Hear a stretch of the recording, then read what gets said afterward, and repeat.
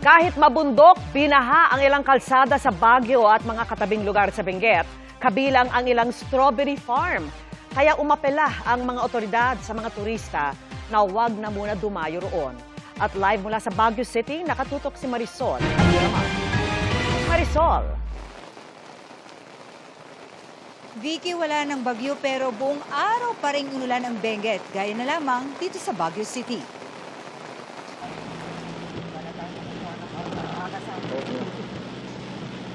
Sa maulang panahon pa rin gumising ang mga taga Baguio City at La Trinidad, Benguet. Wala na halos makita sa mga kalsada sa lakas ng ulan at kapal ng hamog. Kasi baka ma-aksidente po yung mabagsakan ng mga bato eh. Kaninang umaga, binaha pa ang bahagi ng Baguio Bawang Road sa Barangay Irisan, kaya pahirapan ang pagdaan ng mga motorista. Ayon sa DPWH, dulot ito ng limitadong kapasidad ng kanal na kasalukuyang kinukumpuni.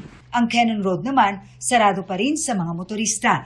Dito, kitang-kita ang malakas na ragasan ng tubig galing sa bundok sa bahagang ito ng nasabing lugar. Sa Barangay Lubas sa La Trinidad, ilang pamilya ang inilikas. Gaya na lamang ng pamilya ni Ami. Natakot daw siya nang pasukin na ng tubig at putik ang kanilang bahay. Kaya nga nagparesyo na raw siya at kanyang 4 na anak. Lumikas po kasi ma'am kasi yung sa bahay namin sa taas na flood po. Tsaka na landslide niya sa taas. Naninulbos po ako. Hindi ko na alam ang gagawin ko. Napaluhan naman si Mayan nang maisip ang panganib na maaaring idulot ng landslide sa kanyang pamilya. Lalo't 3 taong gulang lang ang pinakabata sa 3 niyang anak. Wala sa isip ko. Parang ang ginawa, ang nasa isip ko is maglinis na lang. Nung pumunta kami dito sa baba, saka ko na lang naisip nga, kung nandun pa kami tapos biglang lalakas pa yung tubig, hindi ko na alam.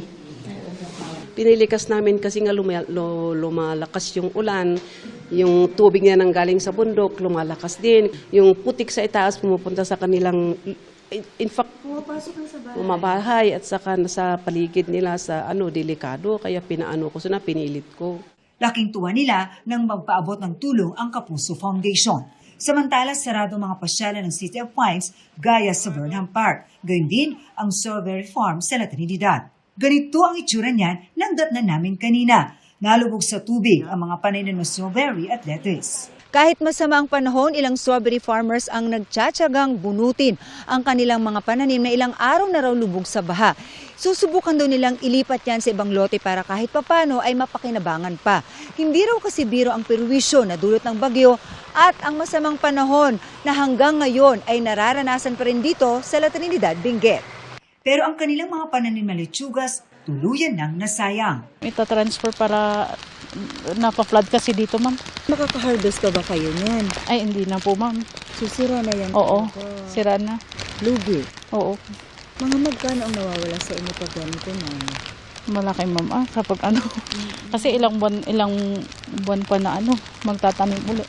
Ang OCD Cordillera umapila sa mga turista na kung maaari, ipagpaliban na muna ang pag-akyat sa Baguio dahil sa masamang panahon. Pag ganitong panahon, dinidiscourage po namin yung mga tourism activities dito. Lalong-lalo na po yung kung hindi naman po importante, ang pagpunta dito ay pagpaliban na lamang po. Yung iba naman po ay pinapostpone muna, ino-hold in abeyance para po hindi na po maapektuhan yung safety. Patuloy din ang paalala ng DPWH sa mga motorista na mag-ingat sa pagmamaneho. Patuloy raw nilang minomonitor ang sitwasyon at nagpapatupad ng mga hakbang, gaya ng rerouting scheme upang masiguro ang kaligtasan ng publiko.